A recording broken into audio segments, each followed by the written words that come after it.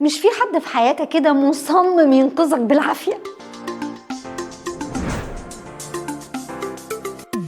في ناس كده الجدعنة بالنسبة لهم أسلوب حياة، وده اللي قالت عنه أدا نونير في مقال أسباني بيتكلم عن دور البطولة الإيجابي. لكن في دور بطولة تاني كلنا بنهرب منه، ده الشخص اللي بيفرض عليك بطولاته حتى لو أنت مش محتاجها وفي غنى عنها. ولو دخل في شغل جماعي فدايما هيحسسنا إنه بيعمل كل حاجة طبعا، وهيتدخل في شغل كل واحد فينا، بس هو عايش دايما في عقدة البطل. رغم إن مفيش دراسات علمية مؤكدة عن العقدة دي، إلا إن علم النفس قال عنها إنه دايما بيكونوا من الشباب الصغيرين اللي لسه ما عندهمش اي حاجة يثبتوا بيها بطولتهم او شخصيتهم، فبيفضلوا يعملوا احداث كده علشان يبانوا ابطال ويتباهوا بالحاجات دي، حتى لو هيعرضوا نفسهم للخطر، او حتى كمان لو معظم حكاياتهم دي يعني من وحي خيالهم بس. فلو انت عايش في دور البطولة السلبي وبتفرض بطولاتك او مساعداتك على الناس حتى لو مش محتاجينها، فاعمل لنفسك وقفة وحاول ما تتدخلش في اللي مالكش فيه. فخلينا نقول ان البطولة اللي اتكلمنا عنها اللي فاتت دي